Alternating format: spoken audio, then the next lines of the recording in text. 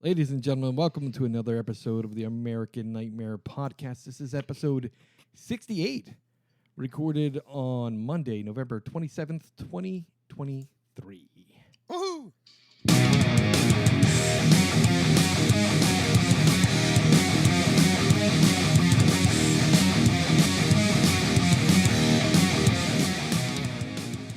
Yes. All right. We just ended the Thanksgiving weekend. Hope everyone had a good Thanksgiving. Yeah. It was nice. Went to see Thanksgiving for Yes. Thanksgiving. Yes. Yeah, that was a pretty good film. I enjoyed it. Now It was fun. During the last episode, I wasn't allowed to talk about the fact that I went to see it. I got to see it on the very first U.S. audience to see it here in Los Angeles and Santa Monica at the Aero Theater with Eli Roth for a Q&A session afterwards. Sweet. It was And a fun boy, movie. Oh boy, was it fun. One of the best parts of the end of it, at least, was a Misfits song during the credits. That's unheard of. I left pretty Glenn quickly Danzig- after the... Oh, really? You missed the tail credit thing? Oh, there was a tail I credit? won't talk. Yeah, at the very end of all the credits. So they had a Misfits song in there, and I'm thinking, how the fuck? And then somebody in the audience said, "Hey, I got a question. How did you get a Misfits song? Like Glenn Danzig does not approve Misfits songs in movies." Right. And you know what he said? I was in Glenn Danzig's Vampire Slayer film. I played one of the roles. I did it for free, and he said, "I owe you one." And then I said, "Well, let me tell you, I want one of your songs for the trailer, for the credits of my movie." And he said, "Done." Nice. That's awesome. Yeah. So it's funny because we talked about that Vampire Slayer film, Death Dealer and the Vampire Hunter, and it was filmed. Yeah, where the hell is it? Dude, 2.5 years ago it was filmed, and it's still not been released. Yeah, because I remember talking about that. I'm like, I haven't even seen it like streaming anywhere or like... He didn't release it. Basically, Eli Roth said, for whatever reason, he just didn't release it yet. He said, "It is yet unreleased film that I was in." Still giving it the final touches. I Not enough, don't know, man. not enough hookers and porn stars in this one, I guess. So he had to post. There were a lot of hookers and porn stars in this film too. Oh, all right. From the trailer, I could identify multiple porn stars in there. So Maybe yeah. not enough though. Maybe there's just some post production edits that he's going to throw in. But there were a bunch of great B movie actors in there too, and Eli Roth plays a major role. So I mean, come on, man. That's cool. Anyway. One other thing I want to talk about before we get to the news is Guillermo del Toro was made a comment recently that people that buy physical media are preserving film history. Lately, and I've talked about this to my friends, and I think I might have even talked to you guys about it. But Warner Pictures has announced that they will no longer produce physical media for movies. Disney has announced that they will no longer produce physical media for movies starting in Australia this year and probably in the U.S. over the next coming years. This is bad. This is bad. And I want everyone that listens to this podcast to hear me out. Buy physical movies. Because I've seen it happen already, and it's going to happen to all of us in the future. When you buy a digital film, you don't own it. You may have purchased it on iTunes or on Amazon or whatever. If that company goes under or sells to another company and decides to shed the digital film industry or that part of the business, you no longer have a copy of the movie. It's gone. It's Buy bullshit. your movies. Buy your movies. Every movie I like, I buy. And actually, I've been building up my 4K collection because I like my 4K TV that I bought a few months ago, and I'm really enjoying 4K movies, and I'm buying all the collector stuff. The sad part is, you go on Amazon right now, you can buy a bunch of 4K movies, $9, $10, $11, $12, $13. But all that business, what's happening is the movie companies are going, it may only cost us $2 per disc to create a Blu-ray. We don't want to do it anymore. And what they'll do instead is they'll go to Screenbox, or they'll go to Arrow, or they'll go to Vinegar Syndrome, or they'll go to one of those other companies to create a special edition of certain movies. And unfortunately, with that model, we're going to be paying $50, $60, $70, $80, $100 for a Blu-ray because it's not just going to be the Blu-ray. It's going to be this collector's edition, box edition, whatever, you know? Mm-hmm. Which is not a great way to buy all of your films. All right, let's get moving on to the news. Let's do it. The film Thanksgiving by Eli Roth had a disappointing opening weekend. According to MovieWeb, Thanksgiving has shown a surprising resilience at the box office on the second weekend. But they're looking at the budget here, and I looked it up. So this movie had a budget of $42 million was the production cost. Okay. And then about another $20 million in advertising. Worldwide, it has grossed $131.5 million. So That's pretty good. It made a little bit of money, but it didn't Yeah. really crank out the numbers that they were expecting.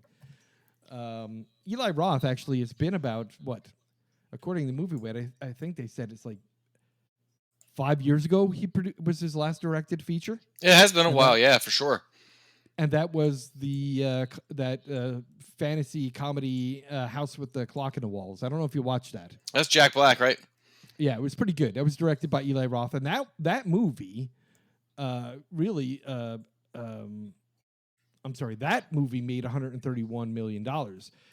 Thanksgiving only made $29 million worldwide and $24 million domestic. Mm. Opening weekend, it only did $10 million, and the movie cost $15 million to produce. Well, I added to that this weekend. So did I. I mean, even though I got to see it for free that night that I saw it in Santa Monica, but I went to see it again because I thought it was a fucking great film. And plus the fact that, you know, when you're in a preview that's all horror movie fans watching a horror movie preview, everyone's excited and loves the fucking movie. Yeah. But when you go to see it with regular audience, they may not react in the same exact way, of course. You know, it's like going to see a Marvel film on opening night. Everyone's cheering and having a great fucking time watching a movie. But if you go to it in the middle of the afternoon the following week, like everyone's quiet. Yeah. And that was kind of like it was, because during the Thanksgiving screening, it was like fucking people jumping out of their seats and screaming and laughing at the funny shit and freaking out at the gory stuff. It was a fucking gory film, I'll tell you that. For sure. We went to see it Saturday at 1:00, and there was, besides the three of us, there was probably about like maybe a dozen other people in the theater. There was a couple times there was quite a few jump scares in it, and there was one scene in particular that I wasn't expecting. I was like, "Oh shit!" like just like out loud. Yeah, my daughter was sitting next to me, and I kept looking over, and she kept like hiding her eyes, closing her eyes at scenes, because it was pretty freaking gory, man. But it was a great film. I think it was a real. It had all the signature stuff that you'd expect from an Eli Roth film, you know. Yeah, and it also gave me like original Scream vibes. Like it had you know, that's what I felt when I was watching. Obviously, it took place at Thanksgiving. But I kind of felt like it was like definitely like a Scream homage or something, you know. Well, it was pretty clear that his love for classic slasher films influenced this film all the way through. You could tell for sure, yeah. Absolutely, and I love it. And in fact, I even said to my daughter, I'm gonna buy the Blu-ray and the 4K when it comes out, and I'm gonna add it to my holiday list because, like Krampus, which I watch every year, I'm gonna now have something to watch for Thanksgiving. It's gonna be great. And it's funny because on Thanksgiving Day while I was making dinner, I had The Witch playing, and my daughter's like, "Why are you watching The Witch?" I go, "It's kind of a Thanksgiving thing. It's fucking pilgrims." True. Good point. Good point. All right. Our next story here. Let's see. Nosferatu remake image features Nicholas Hoult as Count Orlok.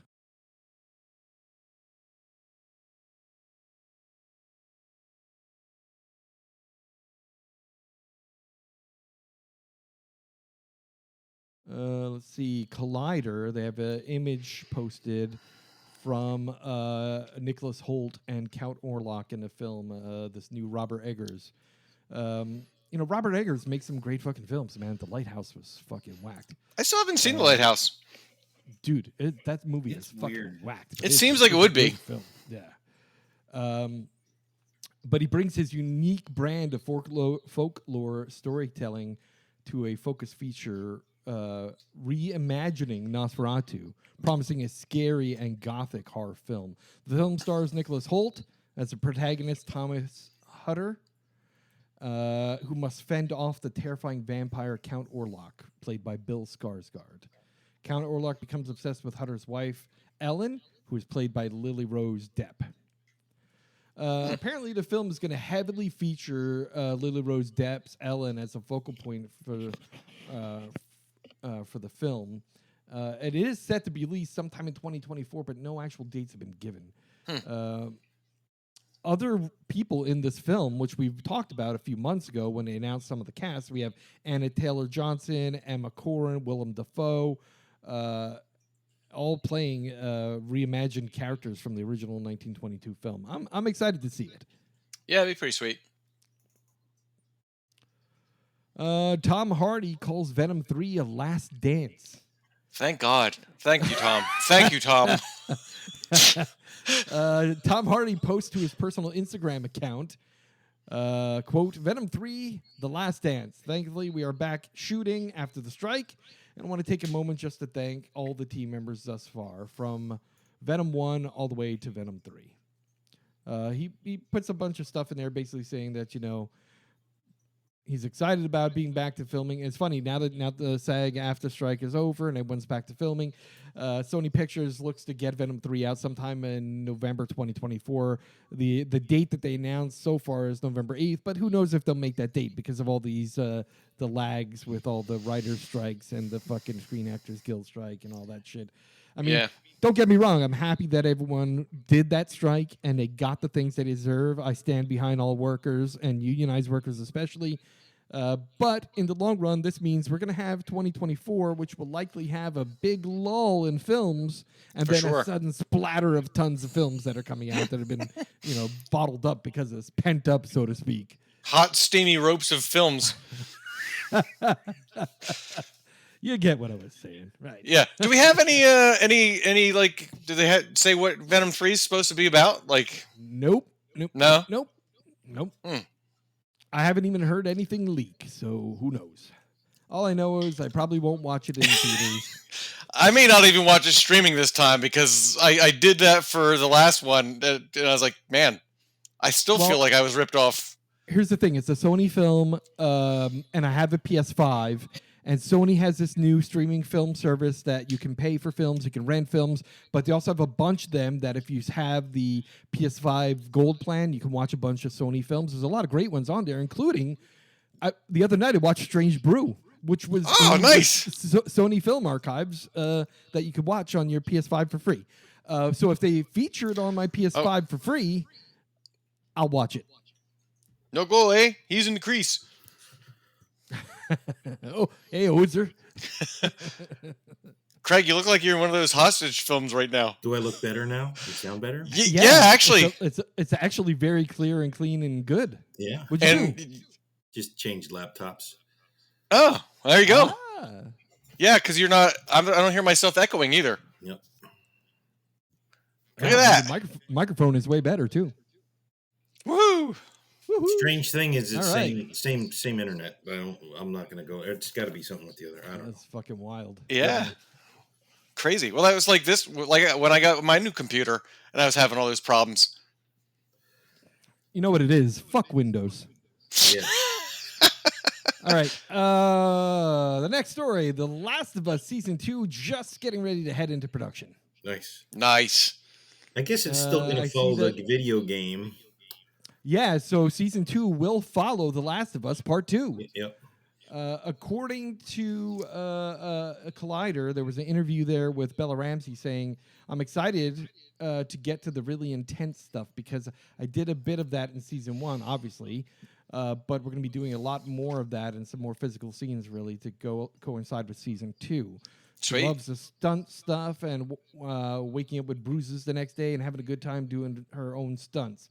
So she's very excited to work with the storyline that follows Ellie and Dina. Dina is her partner character in the Part 2 video game. So they're also very excited for that. Looks like it's remastering the video games. Oh, yeah, I saw that. Yeah. Yeah, so production is going to begin early 2024. It looks like probably February, according to Collider. Excited for that. Season 1 was very good. I was very impressed with it. Season 2, can't wait. Yeah, same here. I mean, I didn't play any of the games, but I know you guys were big fans of the games, so I didn't have any clue going into the season what to expect, and I really liked it a lot. So good, so good. Yeah, the video games were awesome. Yeah, the writer of the video games, fucking amazing, and he helped write the HBO show. So, dude, that's fucking great stuff. I love when people focus. Like, video games are great, but if you got a great story in the video game, it's so much more riveting, man. For sure. That's why the Witcher series is always so good. Fuck yeah. All right. Blumhouse Cannibal series canceled after 1 season.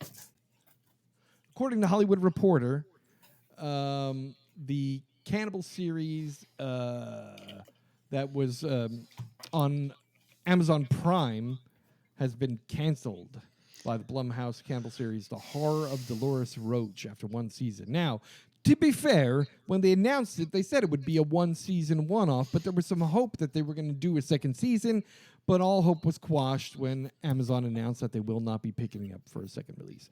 Did you guys watch any of it? No, it's on I put it on my list on Amazon because I thought it would be good. Blumhouse is decent stuff most of the time. Yeah. But apparently it's no good. I'm going to still give it a try. I mean, it's on my Amazon list, but if it turns out shitty, I'll understand exactly why it got canceled. Yeah, I haven't watched it at all either. It's only 8 episodes. It was released all 8 episodes all at once back in July. Just never bothered to watch it. I added it to my list.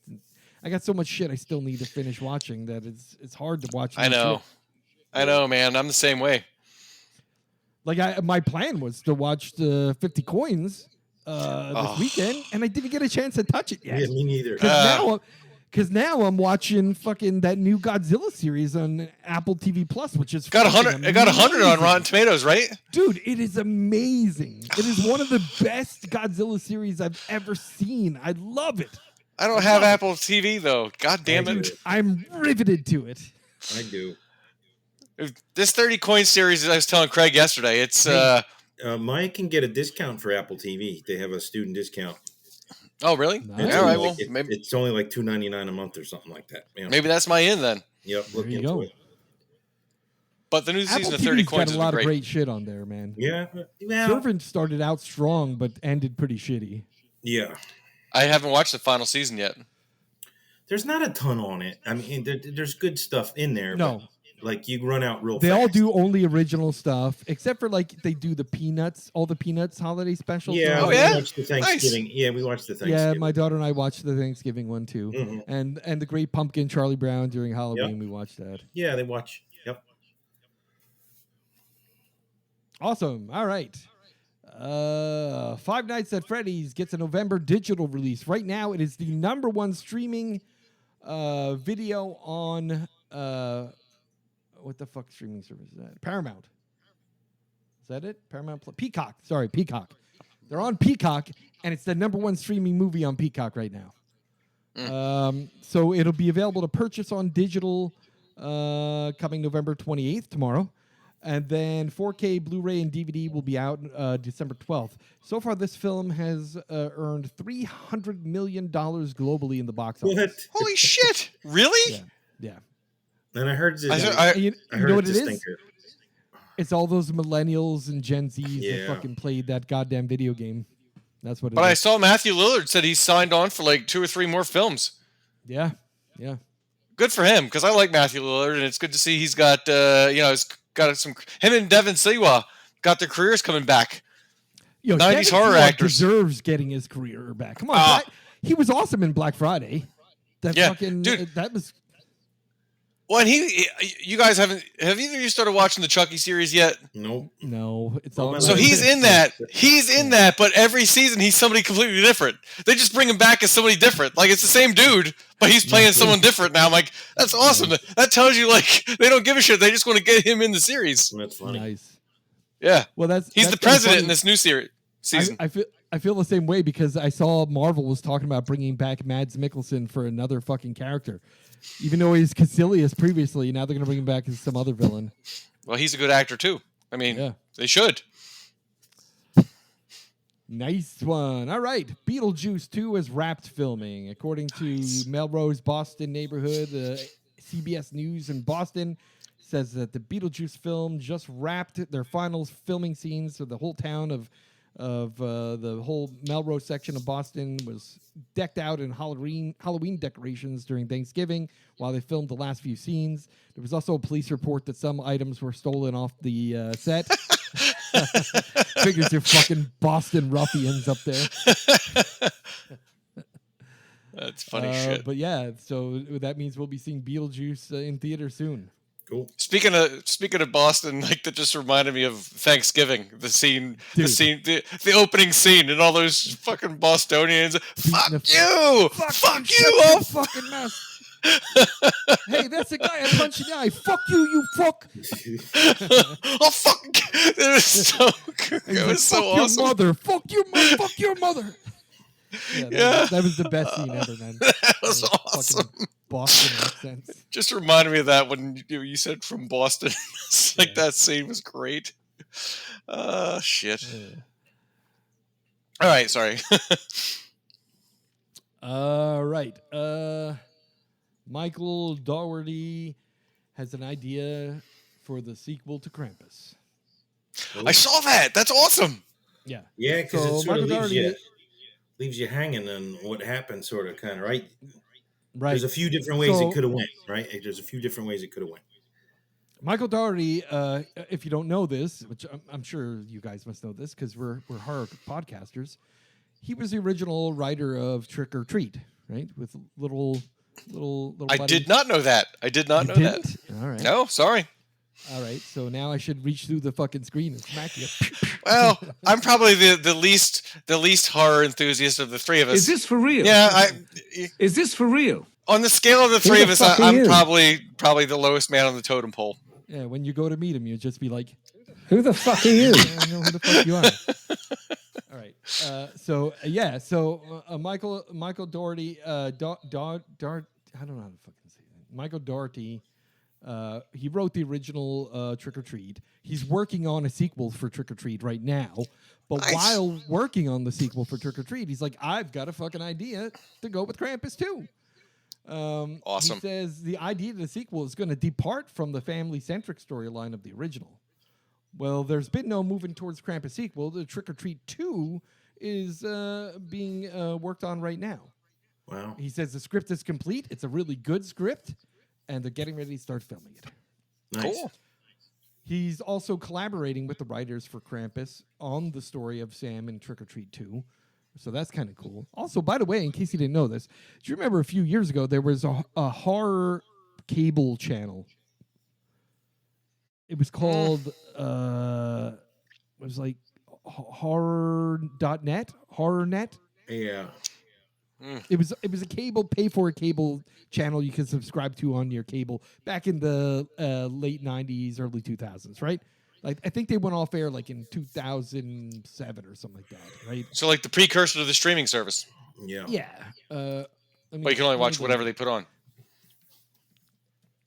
Yeah. So this horror cable channel, what the hell were they called? Man, I gotta look them up. I gotta find them. They did a 24-hour Trick or Treat. Really? Yes.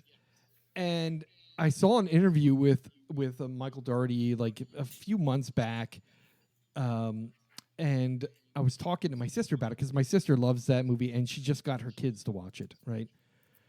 Because I thought Sam was fucking great. Like it's a fun movie. Mascot, yeah, it was fantastic.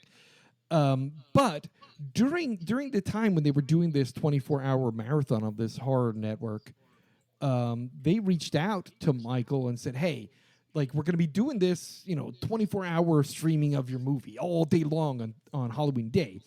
We want to have some bumpers to put in between each film. Can you film? We'll give you a budget. I want you to film a couple little segments with Sam in it to put in between each, right? Well, he did something special. He filled in the little backstory of Sam in the last movie, the last playing of the film in the wee hours of the morning.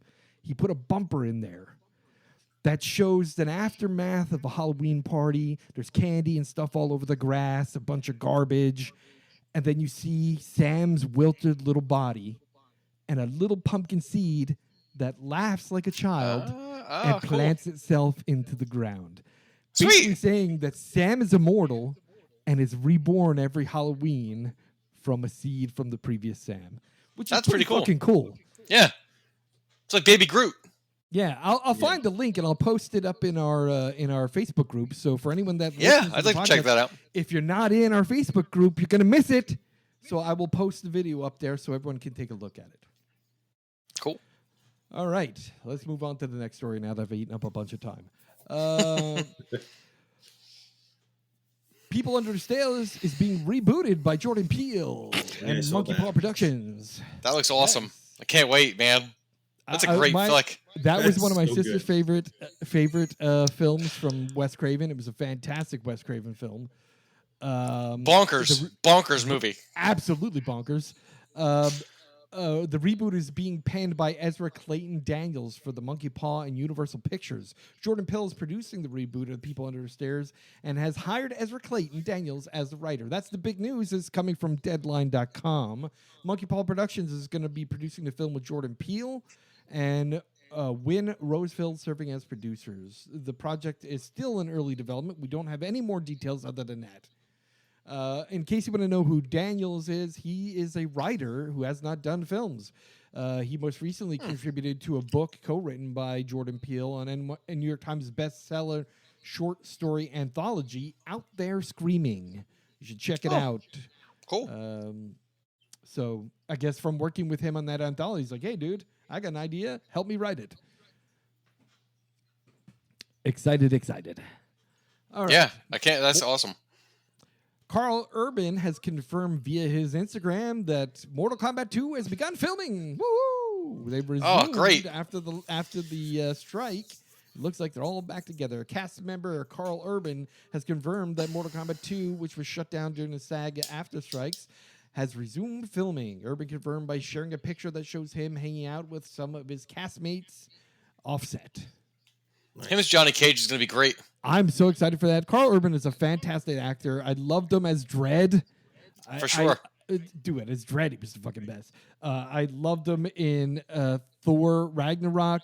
I loved him in, what was that other? Star Wars. He was in the Star Wars fucking movie. He's everywhere. Carl Urban is everywhere. Lord of the Rings?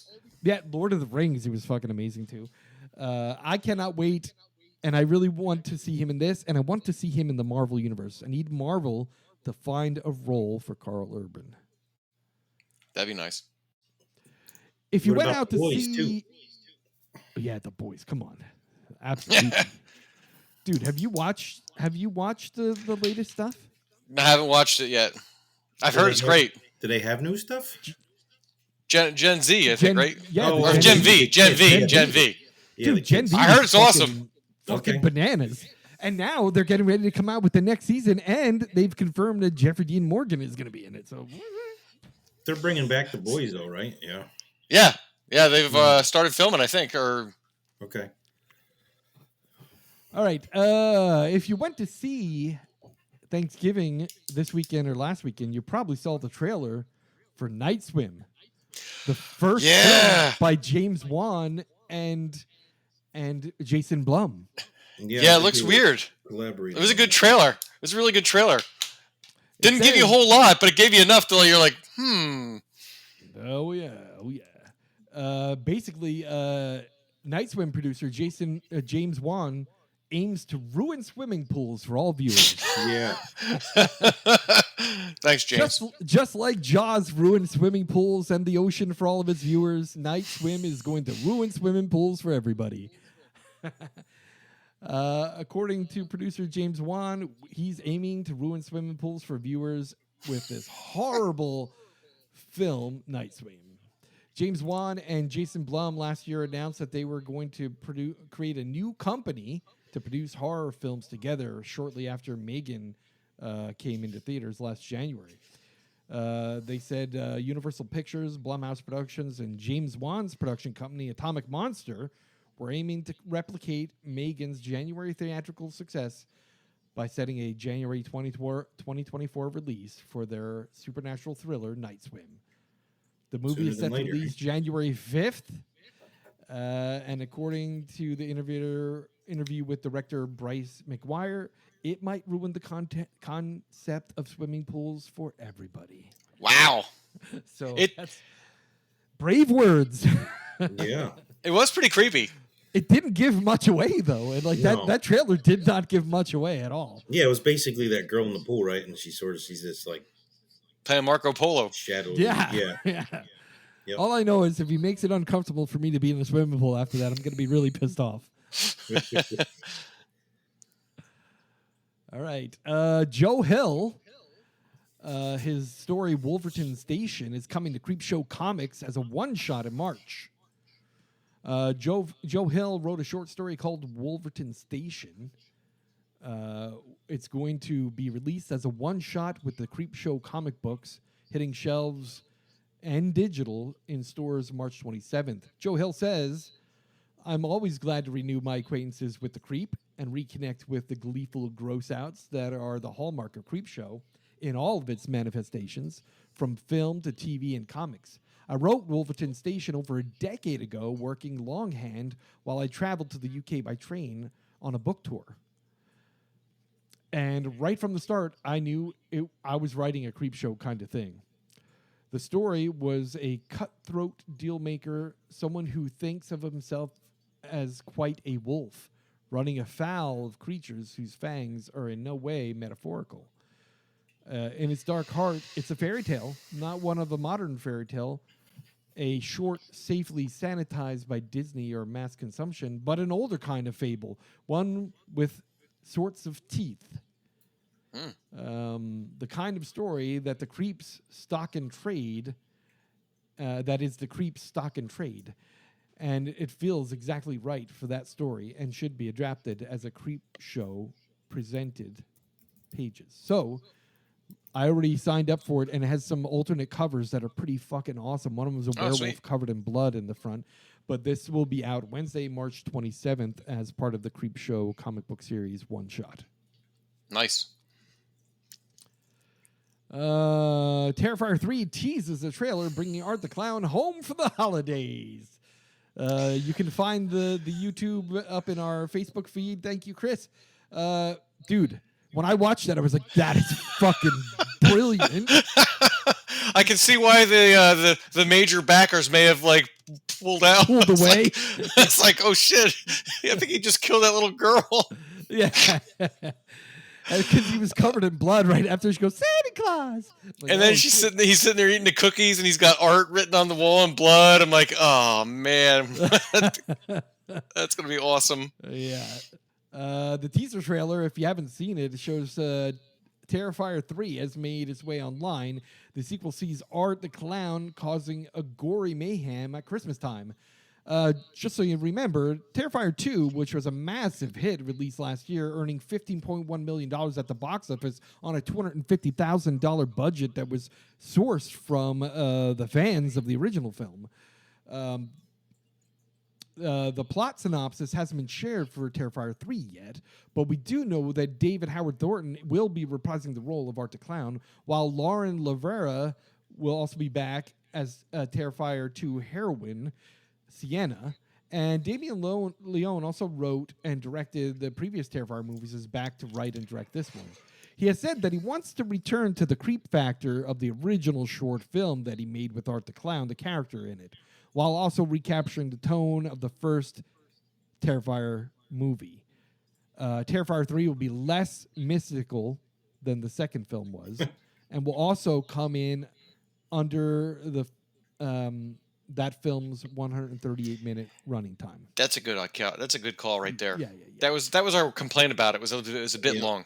Well, I really wanted to. I also wanted, the gore is, sometimes got a little over the top. I want it to be more creepy, like in Terrifier 2, and in that first Hallows Eve when he was part of that story. He was fucking creepy as shit. I want that creepy, kind of freaked out kind of factor coming back. Yeah, for sure. Yeah.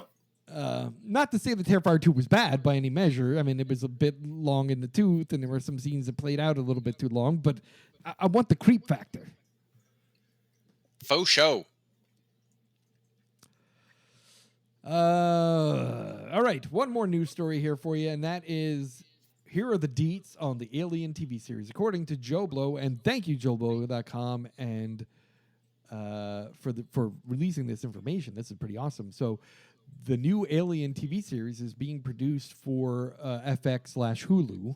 We talked about it probably about 2 months ago that there was some news that it was going to be happening. Mm-hmm. This is what what JoeBlow.com says they know right now, and that is the setting is going to be on Earth. Oh, sweet. Right. And the Wieland Yutani Corporation will be mentioned in it, but this will take place around another corporation. Director Freddy Alvarez went into production with the new Alien film, which we talked about a while ago. That one's supposed to be out this summer 2024 with the theatrical release. It was supposed to go to Hulu streaming first, but Hulu learned their lesson, I think, with Prey, and said, you know what, maybe we'll throw this in the theater first just to see if we can make some money off of it. Good call. It's going to take place on Earth. It's going to be a couple decades before the events of the very first Alien movie. There will be references to the Weyland-Yutani company, but it will take place with a different company as the focus. Ridley Scott is producing the Alien TV series, and he is going to be the one that really dictates how this thing goes. Nice. Exciting. One more thing that I want to mention off the cuff here. I don't know if you guys have had a chance to play yet. Back in the days when I had an Xbox 360, I played the game Alan Wake. It was a great game. Alan Wake 2 is out now. It's a digital-only game. And my son just told me he played it and says it's one of the scariest games he's ever played. It makes me think maybe I should get it. The first Alan Wake was pretty good. It was an Xbox exclusive back when the 360 was I had an Xbox 360 back in the day. Yeah, I recall that game. I never played it. I played the did come to PlayStation remastered eventually. Yeah, I played the remastered version for PS5. But from what I hear, Alan Wake 2 is supposed to be terrifying. Yeah, really for all platforms. Yep. Yes. Cool. Digital only, no physical. Is it first person, third person? It's like third person. You see your body, so you're not. Okay, I like third person. I don't like first person. Yeah. All right, cool. I'll check it out. Yes. All right. Let's get on to 5 great flicks to watch. And it's Craig. Yes. Yes. So I went with Amazon. Nice. Amazon. And since Thanksgiving's over, I tried to do some fun holiday horrors on Amazon Prime. Sweet. Good call. No specific order. The first movie is Violent Night. Oh, that's a good flick. That's a good one. I don't know if a lot of people saw it or jumped on it, but yeah, it's a good flick. I liked it. Another one is Better Watch Out. Another. That's a sleeper. Such a surprise. I think hidden gem that one was. Yeah, I think that's a sleeper. Classic Black Christmas. Yep. They did a remake. Not like the remake, the Blumhouse not the remake. Though. The remake was not. No, good. see, I didn't even see the remake. And I guess. Yeah, because I think we poo-pooed it enough that you're like, you know what? Fuck it. Yep. Yeah, it definitely was not worth your time. Nope. Krampus. Is a yes. one there.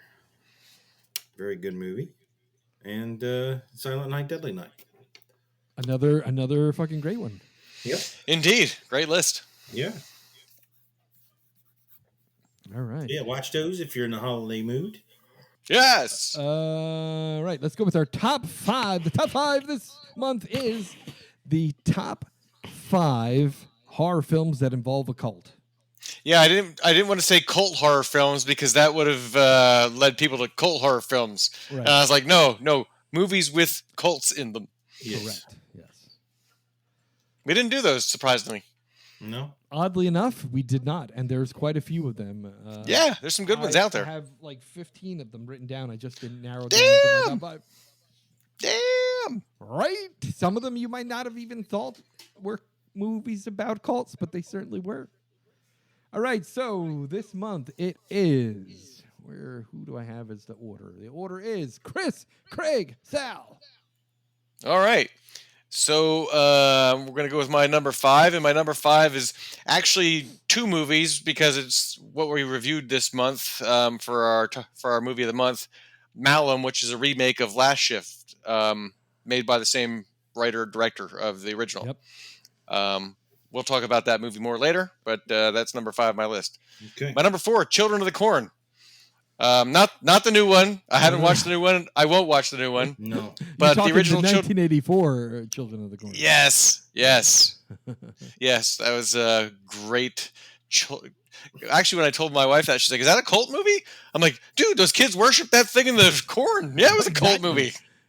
They sacrificed the adults to it. Right. Yeah. All right, my number 3, Midsommar, which I think we've reviewed on this show once before. Fucking And that great was- film. It was a village, but the entire village was in on the cult, so it was definitely a cult. Okay. And Dude, that was Ari Aster, right? That was an Ari Yeah. Aster film. Yeah. Yep. Fucking great. fucked up. Yeah. My number 2 movie is Mandy, which we've also reviewed Dude, I fucking love that film. I bought Yep. the For- 4K version. I know. for this program. The cult was a bit like in the background, but that was the whole reason for the movie. Like that was what happened. You know, that's what led him to do what he did in the film. Yeah. Whatever you And then do, my number 1. don't watch. What's that? Don't take acid or mushrooms before Oh watching. God, Mandy. no. No, definitely not. Definitely not. And my number 1 is Hereditary, which we've also reviewed on here before. Yep. And what a fucked up cult that was. Yeah. Yep. For sure. Bunch of old naked people praying to some god that was going to bring them wealth beyond imagination. Yep. Also an Ari Aster film. So I got 2 Ari Asters on here. He must have got a thing with cults. Nice. He does. And I have one honorable mention, The House of the Devil. It was one of Ty West's first horror films. Yep. That was fucked up. That's a fucked up Nice film. slow burn up until the end, and the end just gets like totally like batshit crazy. So that's my top 5 list. All right. Nice. A good list. Number 5, I went with Children of the Corn. Scared me more when I was a kid. Yeah, for Now sure. you watch it, you're like, Yeah. eh. Malachi's still creepy though. Oh God, yeah. Yep. Number 4, Hereditary, as well. Nice. Yep. Number 3 is Annabelle. A lot of people don't really think of that as a cult, but the beginning of the movie started out with the cult raiding, coming in and jacking up the house back. Remember? Oh yeah. It was sort of like a Charles Manson kind of thing, and Yep. Totally forgot about that. Yeah, Yeah. that's a good call. yep. Number 2, I went with Midsommar, and number 1 is Mandy for me. Nice. I think I've given Nice. that movie the highest rating I've ever given a rating on our. Mandy, yeah. I fucking love Podcast, that yeah. film. It's so good. All right. They let me should have. give you- They should have made the Barry Manilow song "Mandy" the theme song of that. It would have just made that It movie would've- that it much would've better. worked. It would have worked. It would have made it just that much better. It's a Nicolas Cage movie. It would have worked, right? Yeah. Right. Oh, Mandy. All right. Sorry. Go ahead, Sal. All right. My number 5 is The Babysitter. Come on, guys. The Oh yeah, Babysitter. no, that's. Oh, that's- yeah. Fucking. That's right. That's right. They were trying to bring forth the powers. Yeah, I totally. Yeah. Totally didn't think of the babysitter. My number Babysitter, 4. too. I don't know. I might have liked 2 better too. I don't. Oh, speaking of, there's a third Two one. was better. I did see 3 is getting written right now. So We called that too back at the end of 2. Yeah. My number 4 is Midsommar. Again, That Ari Fucked up Aster movie. man, he makes some fucked up films, bro. Yep. Yeah, he does. My number 3 is Hereditary. Again, a fucking great film. Yep. I just Creepy remember old being people. in shock in that film in the theater. Like, I just yelling Yeah. out, "Whoa!" when the fucking Yeah. More than girl's once. head comes off. Like, damn. And the first time you're like, wait a minute, was that a bunch of naked old people? Like, what the hell? Because they just kind of go by real quick, and you're like, no, I didn't just see a bunch of naked old people over there, did I? Yeah, you did. Yes, you did. My number 2, Dr. Sleep. Fucking great. Oh, yeah. Wow. They were a cult, weren't they? Yep. Yep. And the hat. Sucking she shit was- out. I would have followed her cult. Yeah. Yep. And my Mhm. number, Rose the Hat, man. Come on. Yeah. And my number 1, Mandy. Wow, look at that. Dude, Yeah. that Mandy film- made it to the top 2 of all 3 lists. Number 1 of both your lists, but I do have 2 honorable mentions. One of them is Malum, because we just watched that film, and Yeah.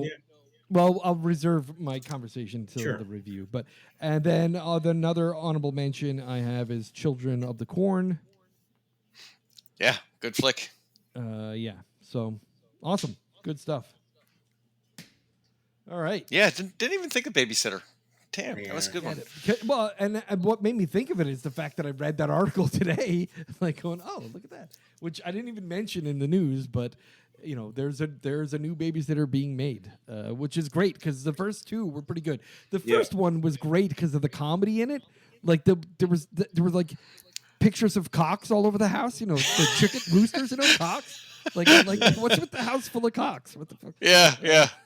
But yeah, it And was great. It was the kill scenes were great in that one, too. oh my god, some of them were really creative. Yeah, so I'm excited to see a third movie of that. Faux show. All right, let's get to our movie review. The movie this month is Malum. Let's give you a little information. So the movie Malum is a bold and expanded reimagining of the 2014 horror cult classic Last Shift. On a search to uncover a mysterious circumstances surrounding her father's death, the newly appointed police officer Jessica Lauren, played by Jessica Sola, is assigned to the last shift in a decommissioned police station where a notoriously vicious cult saw their demise years prior. The lone officer in the station, she finds herself barraged by terrifying paranormal events, and in the process is taken to a journey in which she learns the shocking truth about her family's entanglement with the demented cult leader. Malum takes the premise of the 2014 festival hit and flips it on its head, thrusting viewers into an unrelenting, adrenaline-fueled, bloody cult nightmare. This is a horror film in English, directed by Anthony de Blasi, produced by Scott Polier, who is deceased, and this movie was dedicated to him. Dan Clifton, writers are Anthony de Blasi and Scott Pioli. It was in theaters March 31st, 2023, in a limited release, and it went to streaming May 16th, 2023. The box office grossed $220,000, was considered a failure. The runtime was about an hour and 32 minutes. It was a good runtime. Yeah, it was a decent runtime. And first of all, I'll start off by saying I did watch Last Shift over the summer. I think, Chris, you recommended it, actually. Yeah, it's a good flick. Yeah, I watched added it it as to my well. list, and I watched it, I think, might have been in July I watched it. It was shortly after, right before I moved into this new apartment. Yeah. I thought the first film was pretty decent. Yeah, and I thought it was interesting that this guy decided to revisit his own film and reshoot It reshoot was, the film with it. Yeah, it's sort of, while you're watching it, you're like, you've seen it already, but I mean, there's some subtle, changes and some good changes in it. Yeah, Yeah, I for was sure. going to say the changes that that were there were actually really good. Like Yeah. I actually enjoyed this film even more than the first film. So Yeah. hooray on that. I mean, it's good if the original writer of the film takes his, cheap, film that he made to have at some film festivals, and then reimagines it because people liked it so much and turns it into something better. Yeah. I applaud that. I thought it was really good. And in fact, Yeah. I'm very surprised because, in researching this film to try and, come up with some thoughts for this. I noticed that it only had a 51% audience score. Yeah. But it had like an 85% critic score. I thought that was weird too. Which was like a real flip on the head, because typically with horror films like this, it's something completely different, right? Yeah. I thought that was weird. And I started reading some of the reviews from the critics, and I was like, I agree with what they're saying here. Absolutely. I totally agree with what they're saying here. Absolutely. But yeah, so for some reason, I don't know if the people that poo-pooed it from the audience were people that saw the original and said, why the fuck are you rehashing it? To me, the rehashing it made sense. Like, he did good things with it. And he had a bigger budget, apparently, because the special effects were even better. So yeah, for sure. There were some good practical effects in it, I thought. Yeah, so, I applaud the director for doing that. I think he did a great job reimagining his own film. So that's awesome. And it is possible that, like you said, the audience, that was the problem, is that you know how fans are with certain things, like they hold them close and protect them, and they don't want people messing with them because it's the way they like it is perfect. But sometimes it's good to do that, I thought it was a good reimagination. You can enjoy both the original and the redub.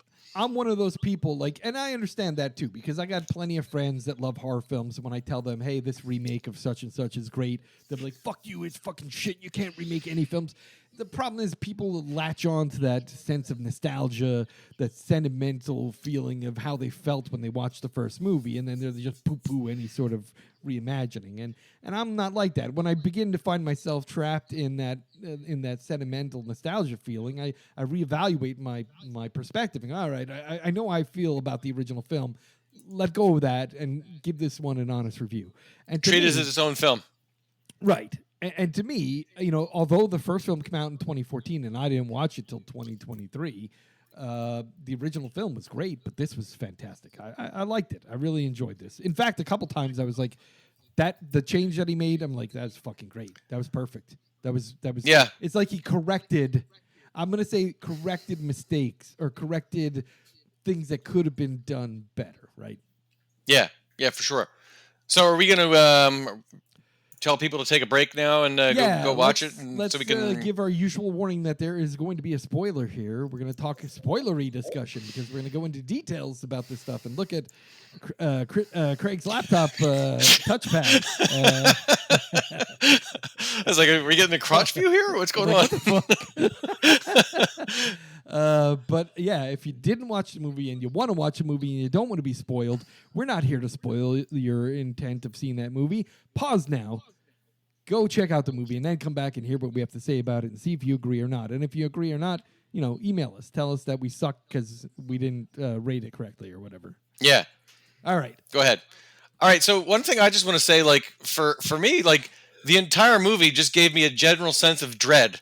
Like yes. just from the jump, I just felt anxious the entire movie. And I'm like, and then so you take that baseline of anxiousness and then throw in the psychedelic shit and the weird, is this a dream or is it what?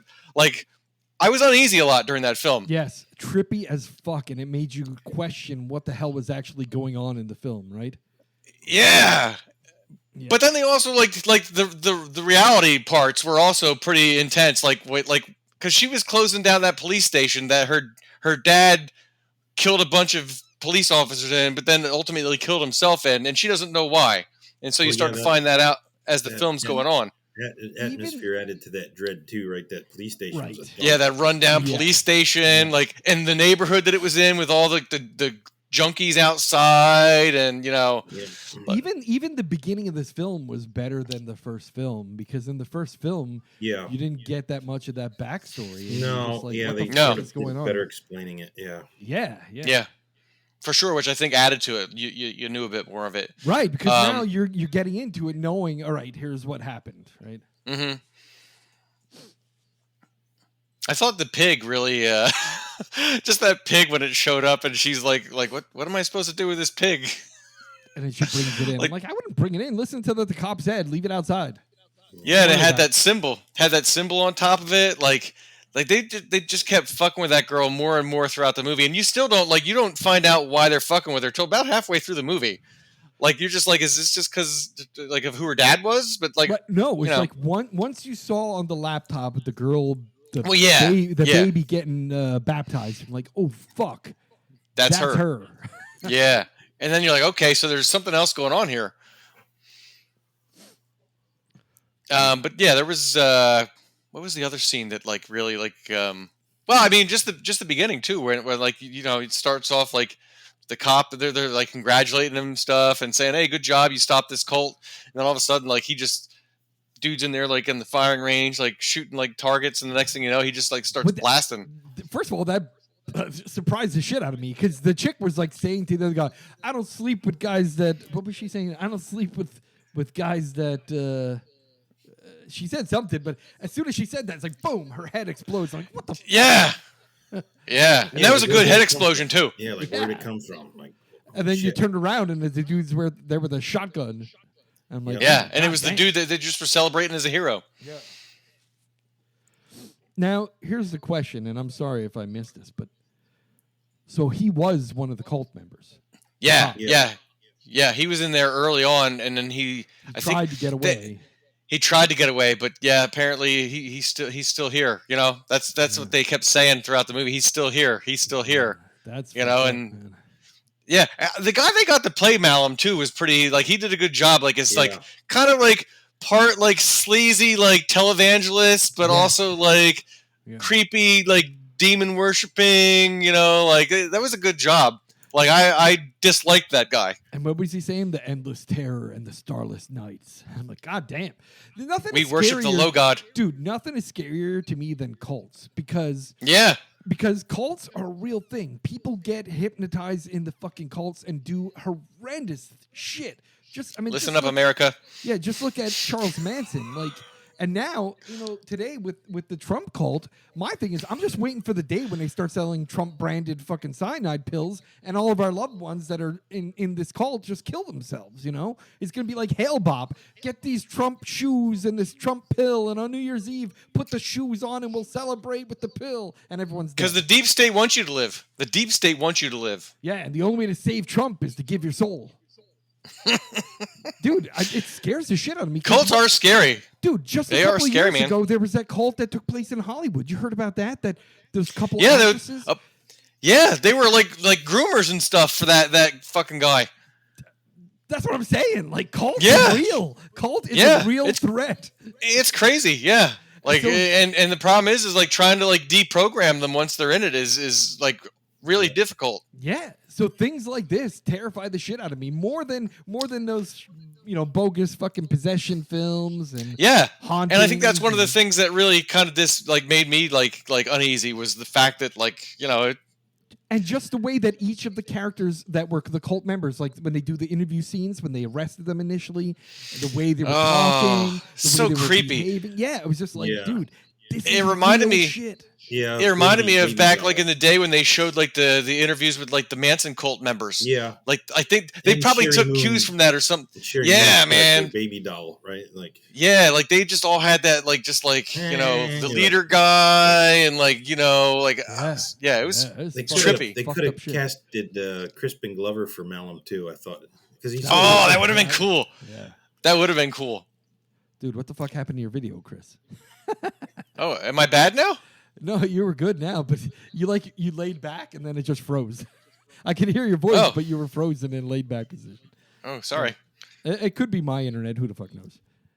All right. Anyway, what a good film. I really enjoyed the film. I don't understand why it did so poorly. I guess it was only in a handful of theaters. It was not in a lot of theater. Exactly. Right.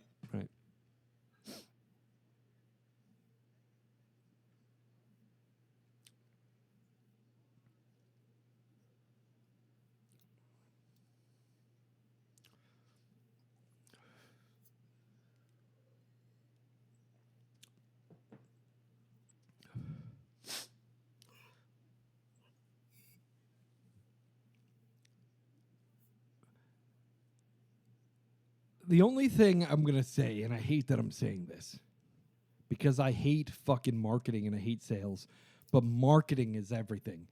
And the only Right. The only proof you need of that is look at the viral marketing of Megan, that fucking dancing doll. Oh God. Right? It was on TikTok. It was on Instagram. It was on Twitter. It was on Threads. Like that viral marketing thing was fucking brilliant. Because that movie, but that movie wasn't so great either. That's the thing, right? I think we lost Chris. But what is? Yeah. He's just got the Look smile. at he's frozen. He's frozen in a smile. Now he's having bad internet. What's happening? All right. Maybe we should. Let's give her a rating. Yeah, let's see. Like I said, great film. I don't think it was marketed enough. It probably could have done better. Plus, like Chris says, the time of year that it was released really wasn't a great time of year. Megan did great, but like I said, I think marketing had a major part to do with that. Yeah. But I'm gonna say that 3 out of 5 stars. Okay, I'm gonna go 2.5. Okay, that's about right in the middle. Yeah, we're gonna wait a second or two. Let's see if Chris pops back in here, and we'll get his rating. We'll probably say it's, depending on what he gives. What the fuck happened to Chris? Wait, is he IMing me? He's IMing me. Oh, his laptop crashed.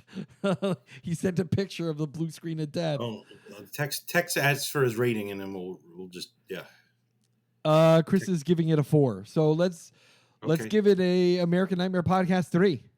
3. That's right in the middle, right? Yep. Yeah, sorry folks, we lost Chris. His laptop went to Windows 10 blue screen of death. Sorry to say. Like I said, and I'll say it to everyone else out there, if you use Windows, fuck yourself. All right. Yep. All right, so that's it. Let me just wrap the show up by saying this. I'm going to thank all the listeners, as always. I see that our subscription numbers are up even more. We're up over 350 subscribers. This is awesome. Done. And I'm going to let everyone know that we are now part of the YouTube podcast. So if you got your YouTube streaming app and you got your YouTube, now YouTube has podcasts in it. It's supposedly, according to YouTube, they are the largest podcast network in the world. Yes. If you go to YouTube Podcasts, you will now find The American Nightmare. All of our episodes are up there and ready to roll. Please don't look at the YouTube video channel. That is not where all of our episodes are. I know initially that's where I was publishing our episodes, but you have to go to the podcast tag or the podcast tab under our page, and you will see the entire podcast. Every episode as we release them will be automatically published there via our RSS feed. So please enjoy. Tell your friends, tell your family, let them know. Listen to our podcast. Thank you. All right. If you have any feedback, questions, problems, issues, you want to tell us something about a show, you want to tell us to watch a movie, you want to tell us that our top 5 list sucks, or you got some suggestions for top 5 lists. We need suggestions. Absolutely. We're fucking running out. We're not going to run out of horror movies to review, I'll tell you that much, but we are going to run out of top 5 lists. And if we do run out because nobody wants to give us any feedback, then we'll just come up with something else to do. That's right. But you can email us at feedback@the-american-nightmare.com, or you can visit us on our Facebook group and put a comment in there.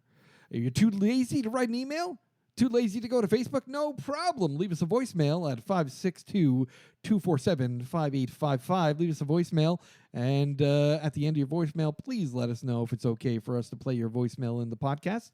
If you don't want to have your voicemail played, just let us know. Also, the opening music. We should do that to get some feedback from the audience, and then we can play all the feedback. Right. And, see if it jives with ours, and you know what I mean. There you go. Yeah, I mean, if you want to leave a voicemail and just say, hey, your review of blah, blah, blah, episode, whatever, in this movie, tell us some feedback of old episodes. Tell us that you don't agree with our ratings. I'm waiting for the person out there that has watched All the Dead Are Here, or whatever the fuck that shitty movie was. Remember that one? The one that we stopped watching? Yes. I want someone to tell me that was a good film. Exactly. Maybe we don't. That all right, should be locked up. Exactly. Someone that likes that as issues. All right. Yeah. Anyway, thank you very much for listening, and you will hear from us next month. See ya. All right. Thanks so much.